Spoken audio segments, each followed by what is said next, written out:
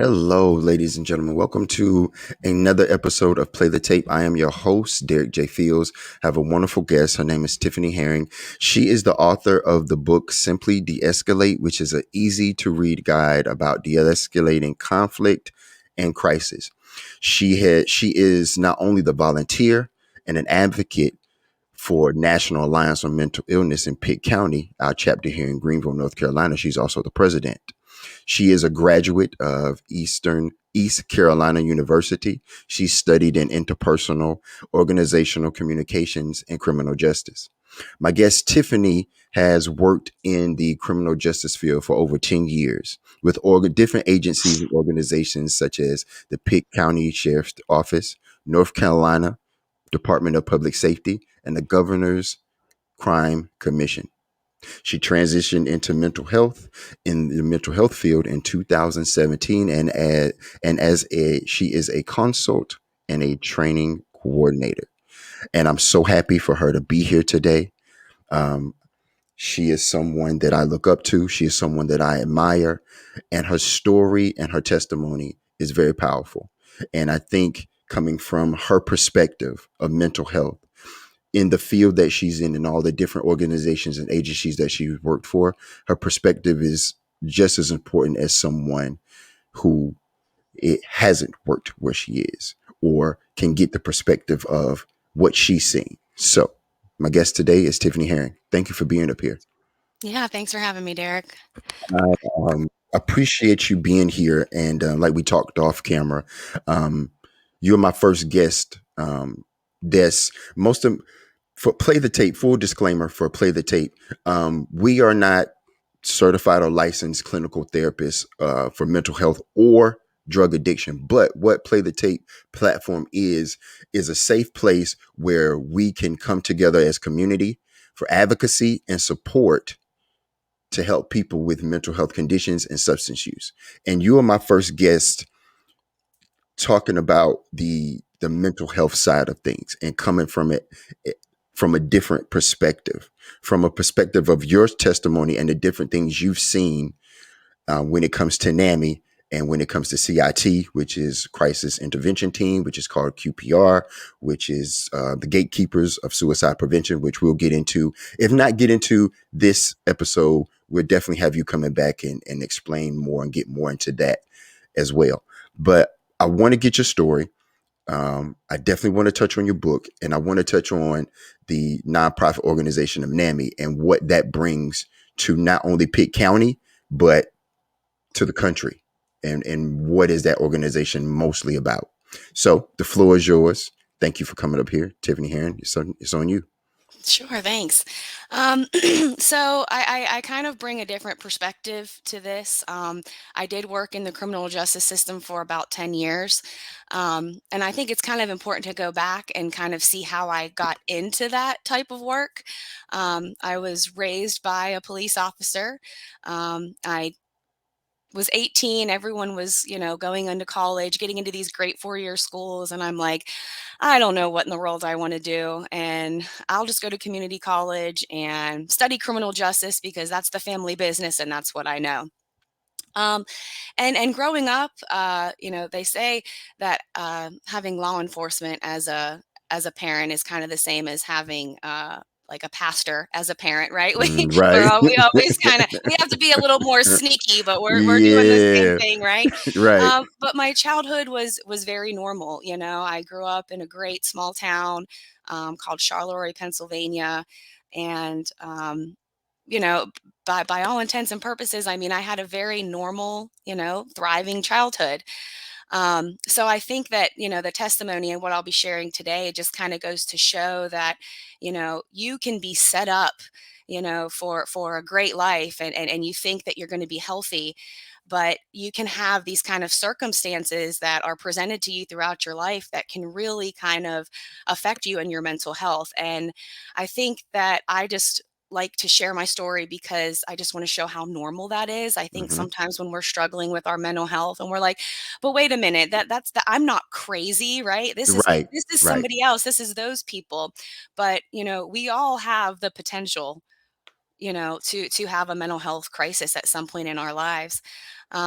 So I studied criminal justice. I wasn't really sure exactly what I was going to do with that. I did go back for my 4-year degree because at some point working at the Pink County Detention Center, I realized that, communication and criminal justice were related more than I think a lot of people even recognized. That how we talk to people, how we communicate with people, who are incarcerated, who are or who are becoming involved with the criminal justice system, that there's a certain way that that can play out, and that the whole communication of working with those people can determine whether, that situation ends with going hands on and somebody getting hurt, or Hmm. somebody complying and hopefully getting them to where they need to be. So, working in the criminal justice field, I definitely saw that there was a lot of mental health concerns in that system. And working in the Pitt County Detention Center, that was one of my first jobs after getting my 2-year degree. And realizing that that was a completely different world. And not only were I seeing people who had, a lot of trauma, you know, coming into the criminal justice system, but also, um, that it was those experiences and life that kind of set them up to end up inside of the system. Right. So you're seeing the worst of the worst. You're seeing people who are struggling. You're seeing people who may not have ever been taught any better. They might be repeating, those generational curses. They're repeating things that they saw from their parents. So that was really an eye opener for me of just how sad the world can be and how many people are truly struggling. So, going into an environment like a jail day after day and hearing those stories, and really, knowing that just a roll of toilet paper, is a precious commodity to these people who are, Absolutely. behind bars, and getting their canteen, getting that letter home, all of those things that might not be so important to us is so important to them. And I always wanted to do my job well. I was there regardless of the crime to serve these individuals and help them as best as I could while I was there. So, as much as How I old, did, how old were you when you were there at PCDC? so that's a good question too. I actually started there when I was 23. Mm, And okay. one of the things that we know now is that the human brain isn't developed until 25, sometimes 30 years old. We're learning that we have this neuroplasticity in our brain, and our brains are constantly changing. So, to not only be fully developed as a human and to be in an environment like that, I think that really took a toll as well. So, it wasn't just the stress of that environment, but there were a lot of other things that were really lifestyle choices that I feel like were affecting me, and really led to me having a nervous breakdown on the job. Um, Could you you know, explain? Could you explain more of that lifestyle choices? What do you mean? yeah. And one of the things that I really preach now is something called MEDS, and I'll get Hmm. more into that later, but it Okay. stands for meditation, exercise, diet, and sleep. I would say of all of those, sleep was the number one factor that was affecting me. I was still young. I was still, maybe going out on a Friday or Saturday night, having drinks, and, obviously that anxiety, as some people call it, where, you're drinking and the next day you're like, why do I feel so depressed? Oh, maybe it's because I consumed alcohol the night before. So that was a big deal, still being young and making bad choices like that, but also just sleep deprivation. And uh, in those days, we were working, and there's so many studies out there now that show just how terrible this is for the brain and the body. But we were working like 2 days of day shift, and these are 12-hour shifts. So Mm, 2 days of day shift, 2 days off. 3 days of night shift, 2 days off, night shift, day shift. So in the same week, we were changing from night shift to a day shift. So your body is not able to adapt. Your body really needs more time in between. I mean, our bodies, circadian rhythm, we weren't right. necessarily meant to be up at night to begin with. Now, some people might be able to manage that better than others. I know a lot of people who said, I could stay up all night, I love it, and sleep during the day. I was not one of those people. I could wear a mask, I could put blackout curtains, I could, try to get as dark as I could in the room, but there was something about my brain that still knew that it was daytime. And so Hmm.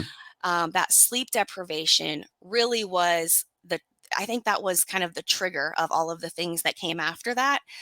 Um, and really just not understanding how much sleep and anxiety and depression are related. If we are sleeping too little, it can lead to depression. If we're sleeping too much, it can lead to depression.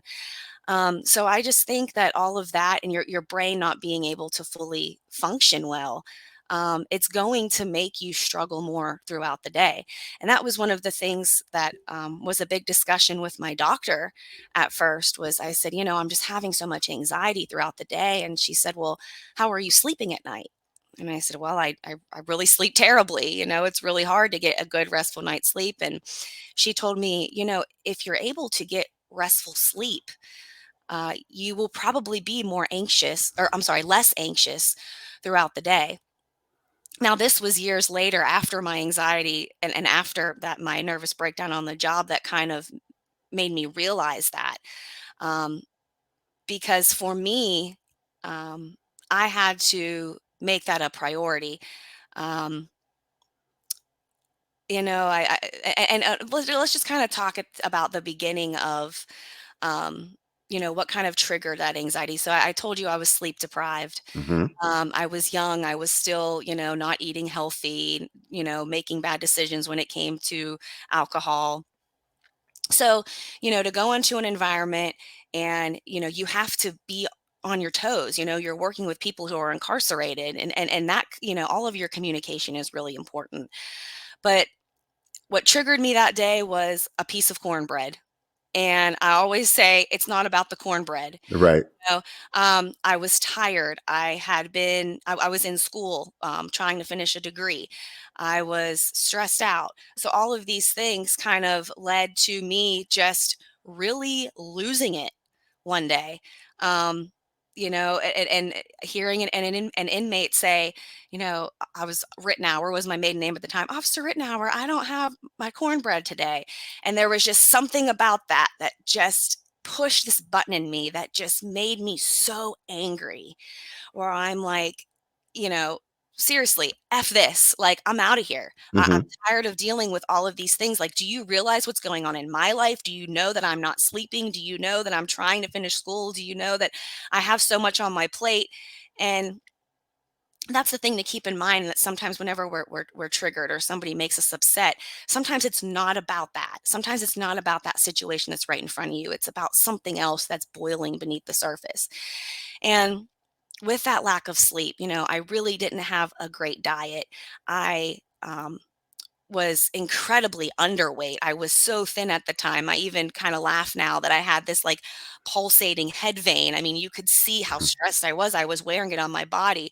um, Dark circles under my eyes that I'm 36 years old and still trying to cover them up today. But that sleep deprivation, even today, is was really challenging to kind of come back to. I knew for me, um, once I left that environment, and after having that nervous breakdown, I really had to think about, is this something that I want to continue? Is this a career that I want to stay on? And after talking to my doctor, going to therapy for the first time, I kind of had to take a step back and say, okay, for me, to have a happy life, it's not just about the money. It's not Hmm. just about the paycheck. It's not just about health insurance. That those things are really important. And trust me, if I'm ever in a situation where I have to work, I would work night shift. I would do those things.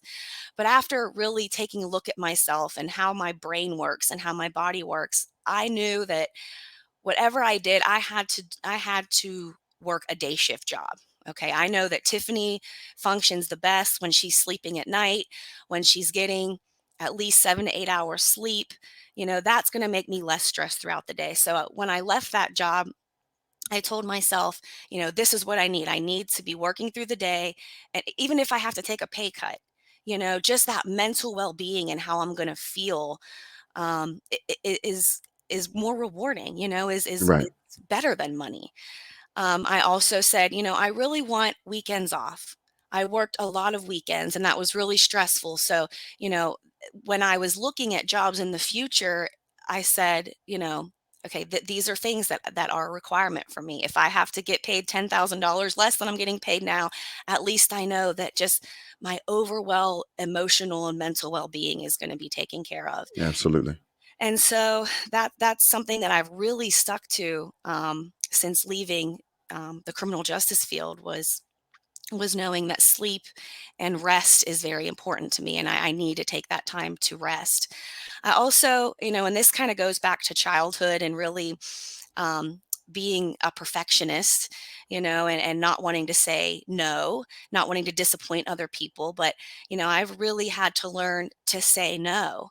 There's only so much access, right, that I can give Hmm. other people to me.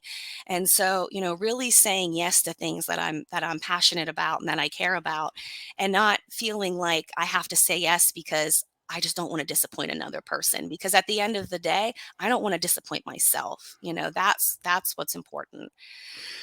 You had mentioned you were 23, diet, um, alcohol, these 12-hour shifts. How many hours were you working in a week or in a day or in a 3-day period? How many hours were you working at that time?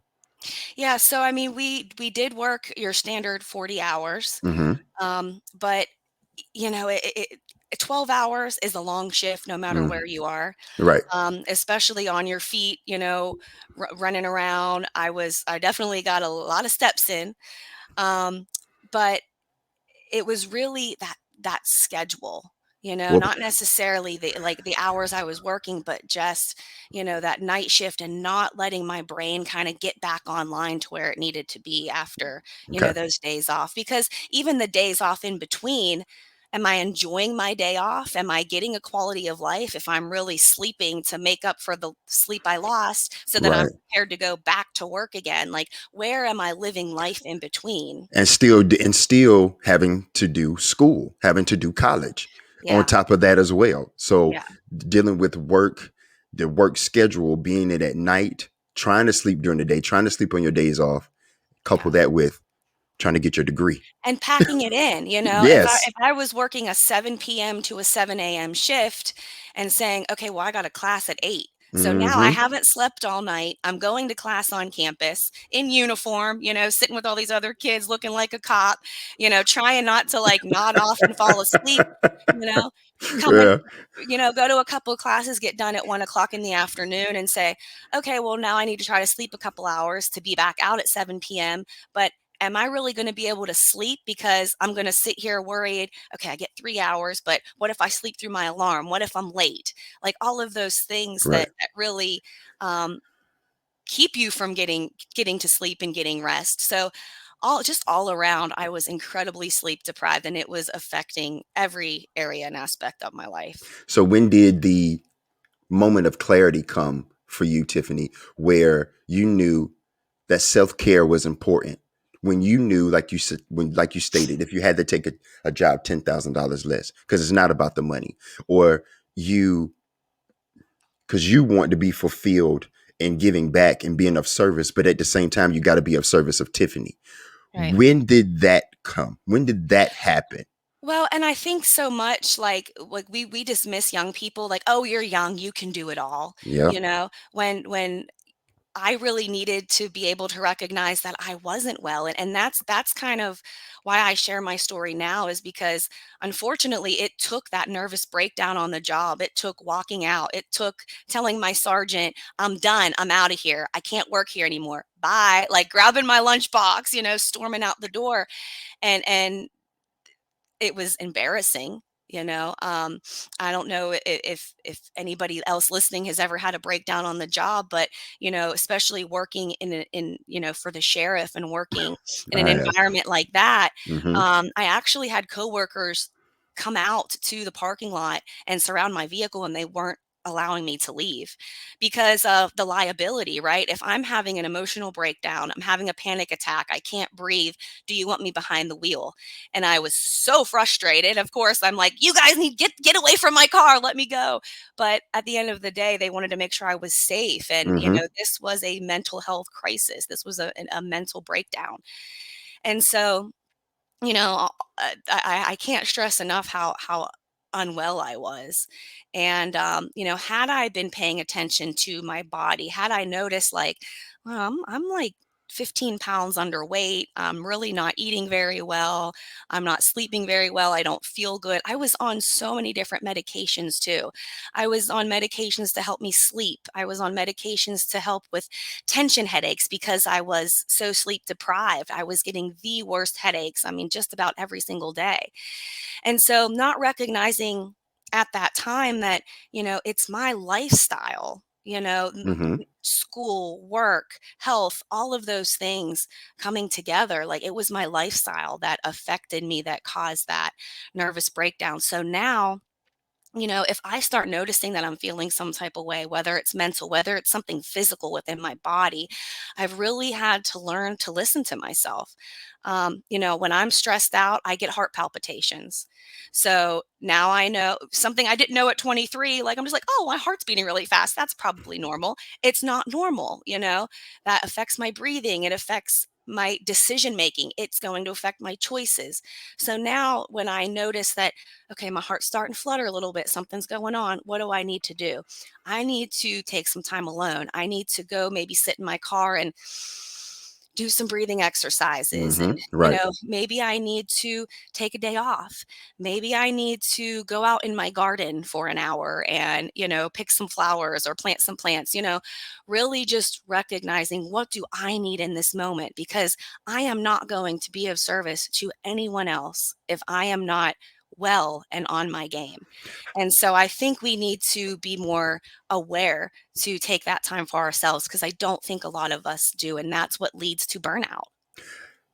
During that burnout, how long did that last before you decided I need to go talk to someone, or I need to reach out to someone? How long Yeah. did that take? So from the burnout, the walkout for the cornbread to I need to talk to someone. Okay, now I'm learning techniques. Now I'm learning coping skills. Now I'm Yeah. learning about self-care and tuning in to what Tiffany needs. Yeah. And I don't know if I would have actually gone to therapy had it not been required by my job. When Mm, you have a nervous breakdown on the job, typically they're going to say, "We don't want you back until you've gone to the doctor and talked to someone." And so that was my first time going to therapy. And, we went all the way back. That was the first time I had heard about trauma and adverse childhood experiences. And we're going through, everything that could have happened in childhood and, you know, recognizing, okay, it's really not that, there might have been some bullying and things like that, but that's, nothing really like red flag trauma. mhm, And so when I started telling her, like, you just don't understand, I'm so tired. That was what I just kept kind of saying over and over. I'm tired. I'm in school. I'm working this job. It's so stressful. And from that was really when I learned that, I have these perfectionist qualities. I have the actual diagnosis she gave me was generalized anxiety disorder, that I stress and worry about just about everything all the time. And I think knowledge is power. I think just getting that diagnosis was the first time I was like, okay, I'm the type of person who maybe some people can handle all the world on their shoulders and all of these responsibilities. But for me, and how Tiffany is, her brain, how it works, that's not the case. So that was when I really, like I said, started just setting boundaries. mm, Boundaries are so important. This absolutely. is this is what I want my work schedule to be like. This is what I want my home life to be like. For so long I hated missing birthday parties and events and all of these things because I worked weekends. So, you know, in order for me to be happy, I want to be able to be there on Christmas. I want to be able to be there on Mother's Day. So, again, just even making a list, how many times I've journaled or written down like these are the things that I want and these are the things that I feel like if I have is going to make me overall well. Hmm. And really, setting those boundaries and just sticking to that list. I mentioned meds earlier, meditation, even if it's just 10 or 15 minutes of quiet, think about think about how often a day you're actually in quiet. There's usually a computer, there's usually a phone, we're listening to music, or we hear people talking in the background. There's always noise. So, when are we ever alone with our thoughts? When are we ever alone with our breath? And so that's why I really try to carve out. I like to do 20 minutes if I have time, but even just 10 or 15 minutes a day to sit down and just listen to nothing. Listen to, you know, maybe it might even be just the ceiling fan, focus in on that ceiling fan, focus in on those birds that you hear out the window, and then pay attention to the thoughts that come in, and I get so much clarity when I'm meditating, even more so than when I'm trying to, like writing my book, for example, trying to, make notes and, okay, oh, I want to talk about listening. I want to talk about empathy. I want to talk about sometimes when you're trying so hard to make things happen, you don't get inspired. But when you actually take those times to be in silence, it's almost like inspiration comes to you. Sometimes you need to just clear your head in order for that inspiration to come in. So, meditating, as much as we think that it's doing nothing, like we have to mindfully take that time Hmm. to do nothing and just realizing that slowing down is going to do even more than speeding up for us. So, taking that time for ourselves, that E in med stands for exercising. Um, Even if it's just going for a walk, I do like to go to the gym. I like to take a yoga class here and there, but even if it's just getting out for 30 minutes a day and going for a walk in the sunshine, what that does for your body, and giving yourself a break, and also, moving your body is so important. A body in motion stays in motion, so we've got to make sure that we're moving our bodies and taking care of it. That the diet, um, you know, not just eating well, but, maybe not eating enough. That was one of the things when I'm stressed out, I don't like to eat. Some people really, they feel hungry all the time and they want to continue to eat. I'm the opposite. I might have to stop and consciously say, oh my gosh, I'm so stressed out. I'm doing too much. Like I haven't even had a bite to eat today. You know, me working in those meals, and obviously we like junk food. This is Yes. America. There's a lot of bad things that the drive-through is so easy to Fast. go through. Yes. But, if I did go through and get that Whopper today, I need to make sure that maybe for dinner I have a salad, or, it's about balance, Right. and, you know, then that S in sleep. So meditation, exercise, diet, sleep. When I really started looking at all of that and making it a priority, I think that's when life got better.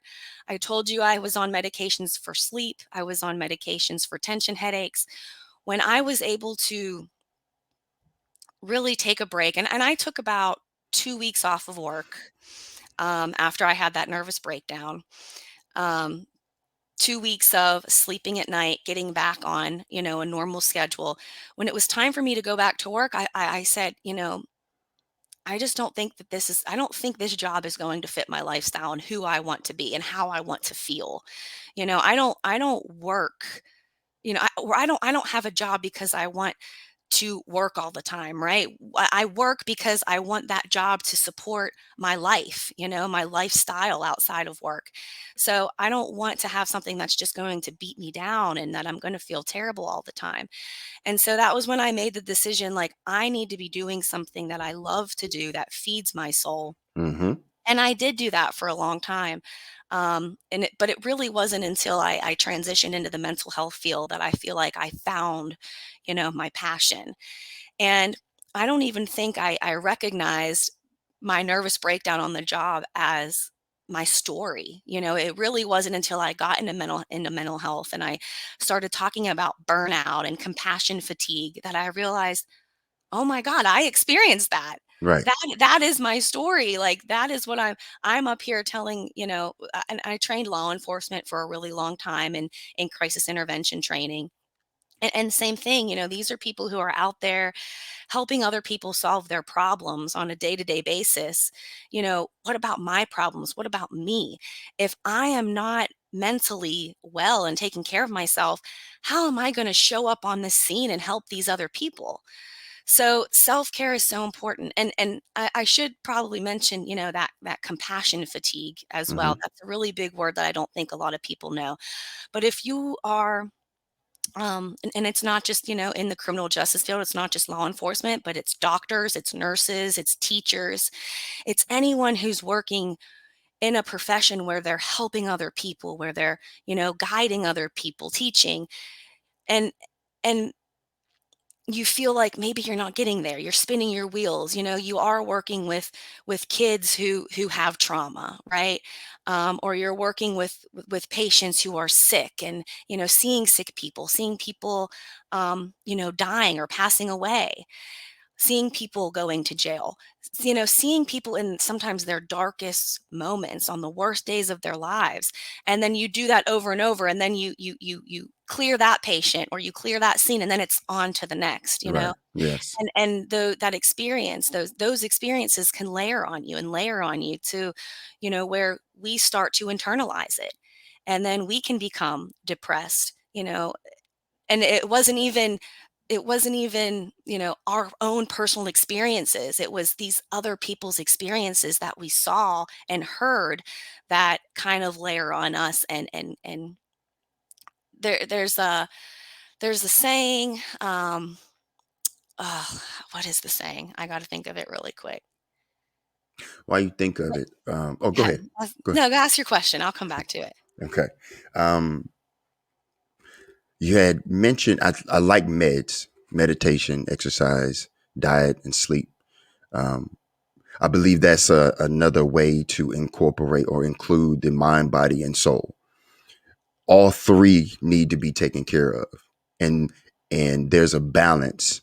With you mentioned in your book that we'll get to in a bit about how to balance the crisis and the calm. Hmm. And I think meds is a good way to focus on how to balance the crisis and the calm, because life happens. Life on life terms is going to happen. There's no way to get around that. But the way that we can approach it is through, like, which is one of your chapters in your book. I think it's chapter 16 is self-care. And you spoke about empathy and mind, body, and spirit. I think that's meds all day. That's the meds that we have to take, is Yeah. the meditation, time for self, the exercise, the diet, and the sleep. That's the mind, body, and spirit. That's the meds that Yeah. we should be taking. And I agree that I never heard it put that way, but it still reminds me of the mind, body, and spirit. All three have to be balanced and working together to be a productive, to be just to be a better person, a better human being, Yeah. and to be present. So um, I And think that's I'll tell you the people who are going to be most affected by this are the people who care the most. That's what I notice. Because if you're having a mental health crisis, if you're really struggling with something, you're gonna if I'm he come in to de-escalate you, you're hmm gonna know if I'm full of it or if I'm really there to help you. absolutely And it's that caring, it's that empathy, you know? yes, But that is also what makes me vulnerable to your pain. Because if I'm actually listening to your story and I'm actually trying to empathize, which is listening to understand, then I am going to internalize that in some way. And the quote I was trying to think of before is, working in a helping profession and expecting not to be traumatized is like expecting to walk through water and not get wet. absolutely, If you are going to be helping others, listening to their story, and doing your best to help them, mind, body, and soul, it is going to take a little piece of you. But it also takes that conscious effort of, okay, well, I'm glad that I was able to help Derek today. But now that this is over, I need to replenish my soul in some way. absolutely. You have to recharge. You have Yes. to recharge that energy that you gave consciously and with love and with empathy to someone else dealing with a situation or crisis. then you definitely have to take time to recharge yourself, mind, body, and spirit, meds, Yeah. meditation, exercise, diet, Yep. sleep. I think that is, I'm Yep. so glad you said that because a lot of people miss that part. Like, I'm Yep. so drained, I'm so tired.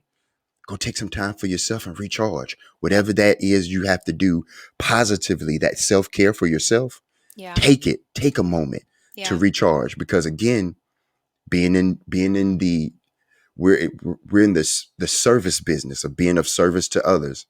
That does take a piece of us, and Yep. for us to continuously keep that empathy, we have to take time for ourselves. Because I've seen it on both sides, where I know when someone's giving me lip service. I Right. know when someone is reading off a script. I know when someone is checking the clock, and they're trying to get me in and get me out. I've seen it on so many sides, on the treatment side, on the VA side, but I've also seen, like you, Tiffany, the people that care. And that's what keeps me here alive, because there's people that actually care for my well-being, to get past this, to get me the help that I need, because they care, because they've been Yeah. there. And that's Yeah. the difference between life and death. Someone that cares. And I'm glad you mentioned that and said that. That is very important. And that's also why it's so important that we surround ourselves with the right people too. Mm-hmm. And if I go back to that 23-year-old girl, I was probably hanging around some people I shouldn't have been hanging around. But now, all of my friendships, my family, like I always make sure that when I'm not on the clock, that I'm surrounding myself with these people who love me and encourage me, tell me they're Right. proud of me and support me. That's what it's all about. And we had talked, I think before we started recording about hope, Mm-hmm. and if I'm working in a profession where I'm trying to instill hope in you, at the end of the day, I also have to have that hope for myself. So Right. what does that look like? Maybe it's spirituality and praying and faith, but at the end of the day, you have to have faith in something. That's the whole reason why you're doing what you're doing, right? Is because you have this hope and faith in humans, in the world, in life, and whatever's happening, and that's really that's big picture thinking, right? Right. um Right. but inspiring that hope, I'm not going to be able to inspire that hope in you if I don't have that hope for myself. So I've got to be healthy, mind, body, and soul, in order to give 100% of my attention Mm-hmm. into helping this other person. We got about 15, 20 minutes. I wanted to talk about your book, Simply De-Escalate, and how did that come about? And we have talked about self-care, which is chapter 16. We've talked about hope, which is chapter 15. We've talked about empathy, which is chapter 13. How did that book come about for you? And what was the process? How did it happen? How did it materialize for you? Yeah. So I mentioned teaching crisis intervention training to law Mm-hmm. enforcement for a long time, and just to kind of give everyone an idea of what that training is, it's a 40-hour training Mm-hmm. for law enforcement where they're going to come in and learn about mental health diagnoses. They're going to learn about de-escalation. They're going to maybe go on some site visits, get to go see a group home, or get to go to some type of recovery group. It's really kind of showing them all of the services and resources that are available to them. But that de escalation component was really important. And I think when we hear that word a lot of times, it is in relation to law enforcement. But as I was, years into my career, I start thinking, why is this only taught to law enforcement? Mm-hmm. Why aren't our medical other medical professionals? Why aren't, right, the teachers, pastors, customer service Right. representatives? Like, Right. and no matter what you do, at some point we're going to come across someone who is unhappy with us, with our service, with whatever that is. And so how do you keep those conversations under control? What are the things that we need to say or do so that it doesn't escalate, so that someone doesn't get hurt, so that they don't want to speak to the manager, or file a complaint or whatever it is. So I wanted to gear the de-escalation information towards everyone in all professions. So I kind of took the law enforcement aspect out of it, and I wanted to just kind of show, because I mentioned I went to school for interpersonal and organizational communications, because I realized how important communication was in all professions. And Right. so I'm just Hmm. able that I was able, I'm just so glad that I was able to kind of tie that together, because that's really my goal right now, is to let every profession know that these skills are important, and that what you say or do can be the matter of, life or death. Sometimes it's the matter of, helping versus not helping that person. And it goes down to even just some of the smallest things that we don't think about. You mentioned earlier, going to the VA or going to some of these places and working with people that you could tell were just like looking at their clock. Well, what's it mean when someone looks at their watch? It means that they're in a hurry. It means that they're thinking about what they're doing next. They're not completely, engaged. Body language, as far as, if you and I are in the same room and I'm trying to counsel you, I probably don't want to be standing over you. I don't want to look like taller or bigger. I probably want to pull up a chair and sit next to you so that we can have a conversation. Mm, There's so many little things that we can do. Um, Eye contact, right? Now, right. some people have a hard time with eye contact, but a lot of times, looking in someone's eyes, it shows that you're engaged. It shows that you care. So even just the smallest things, and we have to keep that in mind. It's not just everything that I'm saying, but it's everything that I'm not saying, right? It's that nonverbal communication too, that actions can sometimes speak a lot louder than words. They sure can. They sure can. Where can people um, where can people go to find your book or purchase your book? Yeah, so I have my website, tiffanyherring.com, or it's also available on Amazon. I think that's probably the easiest way for most folks to get it. Just simply De-Escalate by Tiffany Herring on Amazon and get yourself a copy.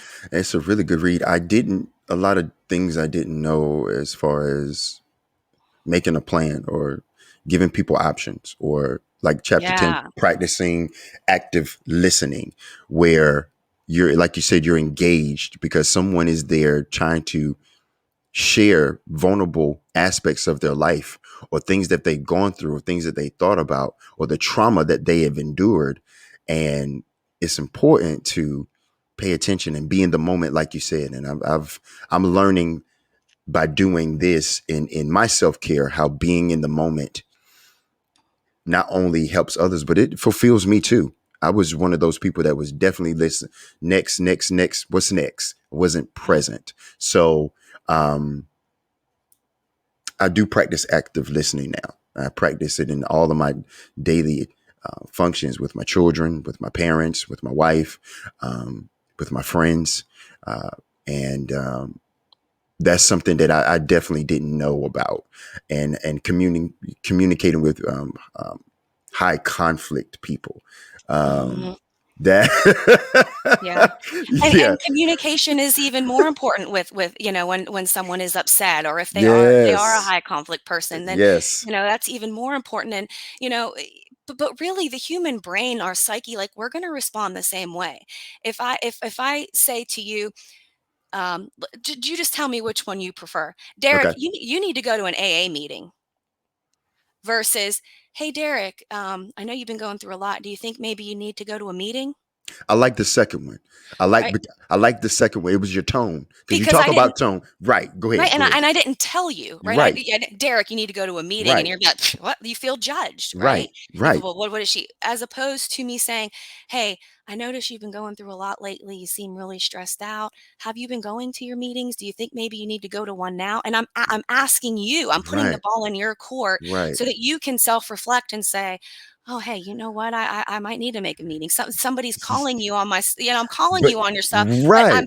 I'm saying it in a way That, that isn't making you feel, again, judged, or like right. I'm talking down to you. Right. I'm putting the ball in your court. I'm asking you that question, and asking versus telling is always going to be the best approach. And that's what play the tape is. That's what the idea of play the tape came from. Is it's and I'm pretty sure you're well you know it. It's a treatment term. It's a AA or NA. It's a treatment term where you play the tape, and play the tape is what you just said. It's playing that tape out with love and empathy, hearing that, hey, someone is caring for me, but they're doing it in a loving way. Instead of, Mhm. Derek, you need to go to an NA meeting now. Derek, you're going through a lot. Um, I see you're struggling. You're thinking about going to a meeting tonight. Maybe I can come with you. Like, wow, okay. Someone not only cares enough to suggest I need to go and call me out lovingly, but they're even willing to go.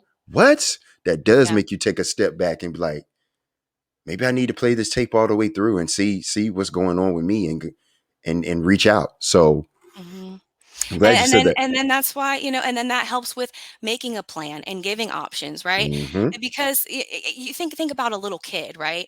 If you go to a little kid and you say, what do you want for snack time? They're going to be like, I want ice cream. Well, and then you tell the kid they can't have ice cream, Right, and then you have this full blown tantrum, as opposed to going to little Timmy and saying, hey, it's snack time. Would you like some, you know, apples, or would you like some peanut butter and celery? Right. right, And then they have two choices. They're not just pulling anything out of the air that you might say no to, because we did ask the question. So really it's right. just the way that you're phrasing things. Okay, I've given this child two options. Maybe they say, I want apples. Well, then I've just empowered that child to use their voice, that, they were able to make a decision, and Hmm. that's going to boost their confidence at the end of the day. So, again, people don't like to be told what they can and cannot do. They like to be able to make those choices, and they're more likely to go along with those choices if they feel like it was a choice and they weren't Right. told to do it. Just like you said in chapter 11, give options, give options to other people and give options for yourself. That empowers you. I like that. Absolutely. Real quick. Well, not real quick, but I want you to, we talked about in your introduction how you're a volunteer and advocate, and you're also the president of NAMI, Pitt County National Alliance on Mental Health Illness. Explain to people what that is in a little detail, and what that nonprofit organization offers the community that is serving. Yeah, and I'm glad that we're talking about this, because I know you're probably going to have a lot of listeners from all over. So I really want them to be able to connect with a NAMI chapter if that's something that they need. NAMI does a whole lot of training and education. But one of the things that we offer here, because we are a smaller chapter in Pitt County, and I'm really excited that you're here today, because we can Thank talk you. about our new peer support group. So one of the things that NAMI offers is called NAMI Connection, and very similar to where someone experiencing substance use disorder, they might go to an AA or an NA, meeting. A NAMI Connections meeting is going to be for someone who's living with a mental health challenge, and that can be anything across the board: anxiety, depression, bipolar, schizophrenia, ADHD, whatever it is. We want to give someone a safe place to be able to come and share how they're feeling. And again, not be judged, to be in that environment where you feel like you're heard. And then also, having the availability of resources in case someone does need connected to a therapist, or someone does need to go to a doctor, or just finding more information. So I'm really excited. We haven't had a peer support group here in Greenville in a number of years, so we will be holding those the second Tuesday of every month at Covenant Church in Winterville. So if there's anyone local who wants to attend, definitely follow our NAMI Pitt County Facebook page, and you can find out about those meetings. Now, what another thing that we notice a lot is that it's not just the individual who's struggling. Sometimes Hmm. it's their caregivers as well. It could be family members, and those family members really need support as well. So we also offer a family support group for parents, spouses, anyone who is loving for someone who's living with a mental illness, because we just talked about burnout and compassion fatigue. And if I'm taking care of my loved one, that's totally something that could happen to me as well. My Right. mental health becomes that much more important because I need to support my loved one's mental health. So just going to NAMI.org, punching in your zip code, finding out if there's a chapter near you, and making sure that you attend those meetings. They are so helpful, and I'm really glad that we have those locally here in Pitt County. Right. And the peer support education group, the NAMI Connection group, is every second Tuesday of the month. What time? It is from 6:30 to 8 p.m. Okay. And now, if you live in an area, because there's other than Greenville, North Carolina, where we are, the next chapter you're going to find is going to be in Wilmington and Raleigh, which is a few hours away from us. So there are a lot of rural areas in between there who unfortunately don't have NAMI chapters. But you can go again to NAMI.org. There are a lot of virtual meetings up there. Hmm. So Absolutely. if you can't catch an in-person meeting, you can still kind of get that fellowship and that support by joining a virtual meeting. And some people may prefer that virtual meeting. So really just finding ways to get you that support in a way that's comfortable for you. That's really what NAMI's all about. Awesome. Awesome. That's I'm so blessed to be a part of that organization. It's like the other day we had the expo at the church, and that was just a fantastic turnout, and being able to introduce ourselves to the community that we have a chapter here in Pitt County, and especially in the African American community where therapy is frowned upon and looked down on and stigmatized. Excuse me. I'm not crazy. I'm not going to talk to anyone. I don't need to talk to anyone. And what we're trying to do here at NAMI is, of course, we're not therapists, and we're not counselors, but we do share in community and support and advocacy of, hey, you're not alone. There's people out here that love you and want to help and see you do your best. Because I'm one that suffers. I'm dual diagnosed. I have PTSD and MDD, which is post traumatic stress disorder, major depressive disorder, and I'm a recovering addict. Full transparency. I'm not hiding and I'm not shamed, but I'm living. I'm a survivor, but I'm not just surviving. I'm living and I'm being of service and I'm giving back because of organizations like NAMI, because of my fellowship of Narcotics Anonymous and the things that I like to do and be of service. So you got it. You're seeing someone right here in the flesh living it, and it can work. It can work, and we're here to help. So thank you, Tiffany, so Yeah, much. amen. Thank you. And I'm so excited that you're back in Greenville and involved with NAMI. And I'm just Me really too. excited to see where our chapter is going to go because I really see it growing from here forward now that we have the connections group. Me too. And there's a lot of different things that we're trying to do in our community to let people know that NAMI Pitt County chapter is here, and push it, that there is help and support out there on other aspects and avenues. But listen, Tiffany, I love you so much. I thank you for being up here. This Thank won't be your you. last time of being up here. Um, yeah, I really appreciate you. I really, really do. Yeah, I appreciate you having to, and you know, it takes a whole community to be able to be able to offer things like this and to help other people. So I love that you have this podcast and that you're getting more involved, and I'm really excited to see where it's going to go from here. So thank Me, you. me too. Well, listen, you be blessed. I'll You talk to too. you soon. Okay. All Bye right. bye. Thanks, Derek. Bye. Bye.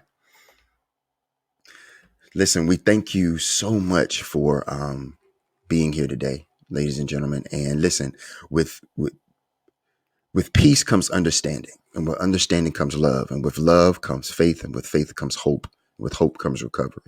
And when we say recovery, we're not just talking about. We are talking about people with mental health challenges. We are talking about people with substance use, but we're talking about people just have trials and tribulations daily. That's what recovery is. Life will happen, but we get up, we recover together. Listen, there's people that love you and they are willing to jump down in that hole with you because they know the way out. If no one's told you today that they love you, we love you. I love you. So until next time, this has been Play the Tape. Peace.